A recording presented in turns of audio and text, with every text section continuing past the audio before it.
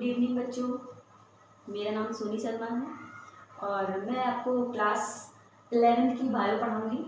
और जिसमें आपका जो पहला जो टॉपिक है वो है फाइलम, और फाइलम ही मैं पढ़ाऊंगी आपको। ठीक है, फाइलम में आपको पढ़नी है 10 फाइलम, 10 क्या 11 फाइलम में एक टिनोफोरा है, एक एक्स्ट्रा फाइलम।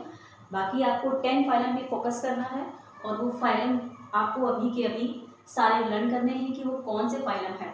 ठीक, पहला फाइलम है प्रोटोजोआ, दूसरा पोरीफेरा एंड तीसरा सीलेंट्रेटा, इसे नाइडेरिया के नाम से भी जानते हैं। क्यों? क्योंकि इसमें 10 कोशिका पाई जाती हैं, न्यूरोसाइट सेल्स पाई जाती हैं, जिसके कारण इसे हम नाइडेरिया के नाम से भी जानते हैं। नेक्स्ट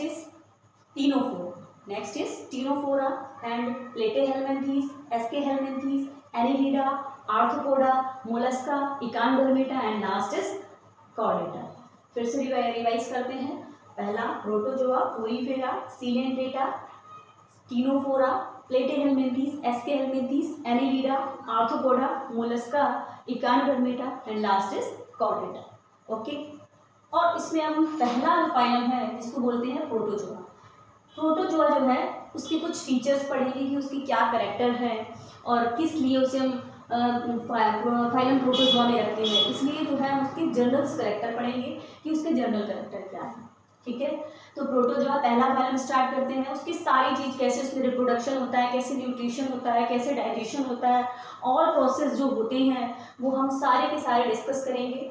ठीक है, थोड़े थोड़े करके डिस्कस करेंगे। पहले जनरल कैरेक्टर करेंगे, फिर उसके बाद उसमें लोकोमोशन कैसा होगा, फिर डाइजेशन कैसा होगा, फिर उसमें सारे process one by one clear करते चलेंगे। तो आज की क्लासेस हमारी किस पे डिपेंड होगी? आज की क्लासेस डिपेंड है हमारे जनरल कैरेक्टर पर। तो प्रोटोजोआस क्या होते हैं उनके बारे में थोड़ा सा नॉलेज गेन कर लेते हैं, क्या होते हैं। अच्छा, आप लोग को पता होगा कि जो पूरे फाइलम है उनमें फाइलम में सबसे बड़ा फाइलम कौन सा है?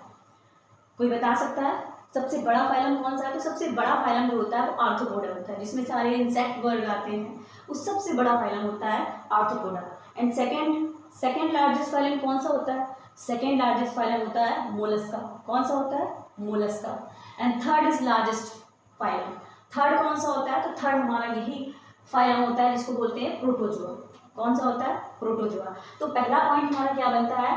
ये तीसरे नंबर का सबसे बड़ा फाइलम होता है। पहला पॉइंट क्या बना? ये तीसरे नंबर का सबसे बड़ा फाइलम होता है। ठीक है, इसे किंगडम प्रोटिस्टा का सब किंगडम के नाम से भी या बोल सकते हैं इसको कि किंगडम प्रोटिस्टा का ये सब किंगडम है। क्योंकि आप लोग को पता होगा कि जीवधारियों को 2 वर्गों में डिवाइड किया है। ठीक है, अगर क्लासिफिकेशन पढ़े तो जीवधारियों को 2 टर्म्स में डिवाइड किया गया है, जिसमें जो पहला टर्म्स है, अगर बात करें कि इसमें पहला टर्म्स है तो पहले टर्म्स में आपको डिवाइड किया गया एक कोशिकी और फिर वो बहुकोशिकी में डिवाइड किया गया है। ठीक है, और उसमें जो एक कोशिकी आता है उसमें हमारा मोनेरा आता है, प्रोटिस्टा आता है। प्रोटिस्टा के बाद जगत आते हैं, जैसे कि कवक फंजाई हो गया, प्लांट हो गया एंड एनिमल हो गया। ये सारे जो है क्लासिफिकेशन के थ्रू अलग अलग ब्रांचेस होती है, जिसमें से हमारा प्रोटिस्टा होता है। पहला मोनेरा होता है जिसमें हम वायरस और बैक्टीरिया के बारे में पढ़ते हैं, एंड द सेकेंड इज जिसको पढ़ते हैं वो है हमारा प्रोटिस्टा। कौन सा है?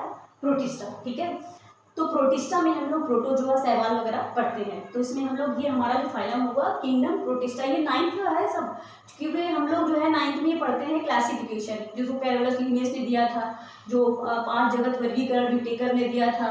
तो वो सारा जो है 9th का सिलेबस है। ठीक है, वो आपको पहले से आना चाहिए, तभी आपको चीज़ें थोड़ी सी समझ में आएंगी। ठीक है, तो ये किंगडम प्रोटिस्टा का सब किंगडम होता है। ठीक, नेक्स्ट पॉइंट क्या है? यह एक कोशिकी के होते हैं, या बोल सकते हैं इनमें सिर्फ एक कोशिका पाई जाती है। सिर्फ और सिर्फ क्या पाई जाती है? एक कोशिका पाई जाती है। ठीक है, और एक कोशिका जो होती है वो सारे जितनी भी बायोलॉजिकल एक्टिविटीज़ होती है उन सभी को वो कंप्लीट करता है। बायोलॉजिकल एक्टिविटीज़ क्या होती है?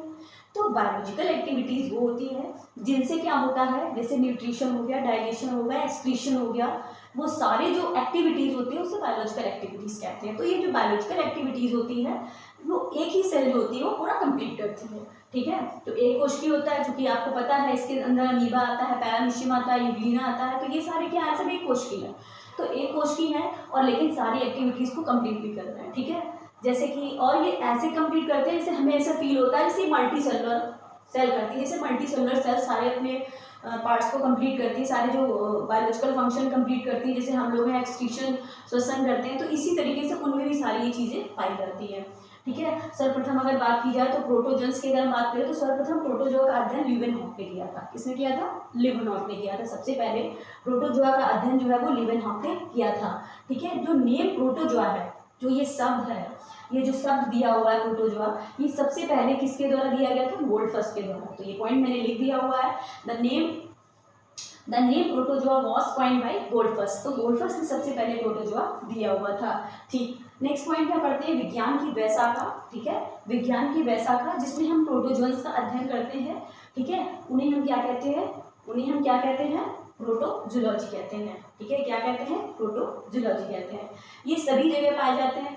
आपको पता है जो ये प्रोटोजोन्स होते हैं, हमें ये दिखाई नहीं पड़ते हैं, ये सभी जगह होते हैं। ठीक है, जैसे कहाँ? मोस्टली ये माइक्रोस्कोपिक होते हैं, और एक्वेटिक मतलब जली जल, जहाँ पर जल होता है, जहाँ पर नमी होती है, वहाँ पर ये पाए जाते हैं। माइक्रोस्कोपिक का मतलब इसे सिर्फ माइक्रोस्कोप से देख सकते हैं हम। ठीक है, हम अपनी ऐसे नॉर्मल आइज से देखें तो उन्हें हम देख नहीं सकते हैं। ठीक है, इनको हम कैसे देखेंगे? तो इनको हम कैसे देख सकते हैं? माइक्रोस्कोपिक का यूज़ करके। ठीक है, उसे हम देख सकते हैं। ठीक है, और ये एक्वेटिक होते हैं, जलीय होते हैं, जल में पाए जाते हैं। टेरेस्ट्रियल होते हैं, टेरेस्ट्रियल का मतलब भूमि में पाए जाते हैं, पर जहाँ नमी होती है वहाँ पर ये पाए जाते हैं। ओके, अब ये फ्री लिविंग होते हैं। अब ये क्या करते हैं कि आराम से जहाँ पर चाहते हैं पानी में किसी भी जगह पर जो है लीव कर सकते हैं। जैसे कोई पर्टिकुलर इनका घर नहीं होता है तो ये पानी में है, तो पानी में किसी भी जगह पर ये लीव कर सकते हैं। ठीक है, तो फ्री लिविंग होते हैं। कलरलेस होते हैं, इनका कोई कलर नहीं होता, पर्टिकुलर कलरलेस ही होता है। वाटर एकदम ट्रांसपेरेंट टाइप के होते हैं। स्फेरिकल शेप भी, इनका अगर शेप की बात करें तो कई सारा शेप होता है, जैसे स्फेरिकल शेप होते हैं, बेल शेप होते हैं, स्लीपर शेप। जैसे स्लीपर शेप आप लोगों ने पैरामीशियम के बारे में सुना होगा। ठीक है, और स्लीपर शेप्स होते हैं। स्फेरिकल शेप भी बार बार लिख दिया है, स्फेरिकल शेप भी लिखा हुआ है। ठीक है, स्फेरिकल शेप के बने होते हैं। ठीक, नेक्स्ट अगर पॉइंट की बात करें तो ये सोलेटरी होते हैं। सोलेटरी का मतलब ये अकेले भी रहते हैं, और ये कभी कभी क्या होते हैं? कोलोनियल होते हैं, मतलब कोलोनियल के मतलब क्या होता है कि किसी कॉलोनी बनाकर रहते हैं। ये मतलब कॉलोनी बनाकर का मतलब ये ग्रुप में भी रह सकते हैं, ग्रुप में भी रहते हैं। और ये सोलेटरी का मतलब ये अकेले भी रहते हैं। ठीक है, और मोस्टली क्या होते हैं, जो बहुत सारे ऐसे प्रोटोजोआ होते हैं जो क्या होते हैं? पैथोजेनिक होते हैं। जो क्या करते हैं? पैथोजेनिक का मतलब होता है कि वो रोग जो है पैदा कर देते हैं। ऐसे प्रोटोजोआ होते हैं, कुछ ऐसे प्रोटोजोआ हमारी बॉडी के अंदर है, जैसे कि एंटामीबा हिस्टोरिका, ये हो गया जो हमारा डायसेंट्री कर देता है, जिसको पेचिस बोलते हैं, पेचिस हो जाती है। और एक एंटामीबा जिंजीविलिस जो हमारे दांत में जो पायरिया वगैरह रोग होता है, जो पायरिया रोग सुना होगा आपने। ठीक है, येलो येलो सा हो जाता है, तो वो पायरिया रोग होता है, वो एंटामीबा जिंजीविलिस की वजह से ही होता है। तो ये क्या होते हैं? अमीबा के ही जो है कुछ प्रजातियां होती हैं जिनसे जो है वो रोग फैलता है। तो बहुत सारे ऐसे प्रोटोजोन्स होते हैं जो क्या करते हैं? रोग फैलाने का काम करते हैं, इसलिए पैथोजेनिक बोले जाते हैं। ठीक है, अच्छा, इनमें क्या है? ये नेक्स्ट पॉइंट लिखा हुआ रीजनरेशन। क्या लिखा हुआ है? रीजनरेशन। तो रीजनरेशन का क्या मतलब होता है? तो रीजनरेशन का क्या मतलब होता है? रीजनरेशन का मतलब होता है कि प्रोटोजोन्स में एक ऐसी क्षमता पाई जाती है जिससे वो अपने आप को फिर से डेवलप कर दे। कभी कभी ऐसा क्या लगता है? रीजनरेशन का मतलब होता है कि ऐसे लगेगा कि ये डेड हो गए हैं, बट होता क्या है? ये होता क्या है कि ये जैसे लगेंगे कि बिल्कुल मरे हुए हैं, बट ये मरे नहीं होते हैं, और ये फिर से क्या हो जाता है? इनमें फिर से एक जीवन या नए जीवन की उत्पत्ति आ जाती है, जिसको रीजनरेशन बोलते हैं। रीजनरेशन का मतलब पुनरुद्भवन, मतलब फिर से लाइव हो जाना, उसको बोलते हैं रीजनरेशन। उसी को हम बोलते हैं क्या? रीजनरेशन। अच्छा, अब क्या प्रोटोजोन्स की नेक्स्ट खासियत है? तो नेक्स्ट खासियत ये है कि जैसे कि बॉडी पर आउटर कवरिंग पाई जाती है। ठीक है, क्योंकि आप लोग पढ़े होंगे कि जो अमीबा होता है उसका आकार जो है निश्चित नहीं होता है। ठीक है, क्योंकि उसमें जो ऐसे इसमें जो पैर पाए जाते हैं या जो उसमें पोडिया पाए जाते हैं वो स्यूडोपोडिया होते हैं, कूटपाद होते हैं जिनको बोलते हैं। ठीक है, तो इनकी बॉडी जो होती है, इनकी बॉडी में जो लास्ट में कवरिंग होती है, आउटर कवरिंग होती है, तो वो क्या होती है? उनको कई नाम से जाना जाता है अमीबा को छोड़कर। जैसे अमीबा में तो कोई कवरिंग ही नहीं है, क्योंकि उसका तो आकार ही निश्चित नहीं है, तो उसमें तो कोई कवरिंग है ही नहीं। ठीक है, तो हम नेक्स्ट पॉइंट की बात करते हैं। तो जिन ऐसे कुछ प्रोटोजोन्स होते हैं जिनमें क्या पाई जाती है? कवरिंग पाई जाती है। जैसे पेल्किल हो गया, पेल्किल की कवरिंग पाई जाती है, टेस्ट की होती है, टेस्टा या टेस्ट बोल सकते हैं, ये सेल कवरिंग होती है। ठीक है, जो कुछ विशेष प्रकार की कवरिंग होती है जिससे क्या होता है? उस प्रोटोजोन्स को शेप मिल जाता है, एक पर्टिकुलर क्या मिल जाता है? शेप मिल जाता है, अगर ये कवरिंग पाई जाती है। जैसे पेल्किल और टेस्ट हो गया, शेल हो गया, ये अगर कवरिंग है तो उसमें क्या होगा? उसमें यही होगा कि उनको एक डेफिनेट शेप मिल जाता है। अच्छा, डेफिनेट शेप मिल जाता है, और जिनमें ये पाई जाती है कवरिंग उन्हें क्या मिल जाता है, डेफिनिट शेप मिल जाता है, वही बात लिखी हुई है। तो डेफिनिट शेप क्या होता है, जैसे पैरामीशियम, पैरामीशियम का एक डेफिनिट शेप होता है, तो अभी हमने बताया, अभी डिस्कस किया कि पैरामीशियम का शेप कैसा होता है, तो स्लीपर शेप। कैसा होता है, स्लीपर शेप होता है। तो शेप एक क्लियर कर दिया ना कि स्लीपर शेप होता है, ठीक। लेकिन इंडेफिनिट में अगर बात की जाए तो इंडेफिनिट में क्या होगा, जैसे अमीबा हो गया, अमीबा का कोई आकार निश्चित नहीं होता और इसमें जो आवरण होता है, आउटर आवरण, वो भी पेलिकल का नहीं बना होता है, ठीक है। अगर और इसमें क्या होता है, जिसका कारण इनका आकार जो होता है वो अनिश्चित होता है, जिसका कारण क्या होता है, इनका आकार निश्चित होता है, ठीक। ये तो कुछ जनरल फीचर्स थे। प्रोटोजोन्स के भी बहुत सारे और फीचर्स भी बाकी हैं कुछ, लेकिन जैसे जैसे टॉपिक क्लियर करेंगे आगे आगे सारे में जितनी भी इनकी एक्टिविटीज़ है, बायोलॉजिकल एक्टिविटीज़, जब वो एक्टिविटीज़ हम पढ़ाएंगे तो उनके साथ ही जो है सारी चीज़ें क्लियर होती जाएंगी, ठीक है। लेकिन आपको भी क्या याद रखना है, आपको सारे के सारे फाइलम एक बार रिवीजन करने हैं, उसके बाद सारे जनरल कैरेक्टर भी क्लियर करने हैं, ठीक है। और जनरल कैरेक्टर करने के बाद क्या होगा कि आपको सारी चीज़ें एकदम लर्न होनी चाहिए, ठीक है। तो आज के लिए बस इतना ही, ठीक है।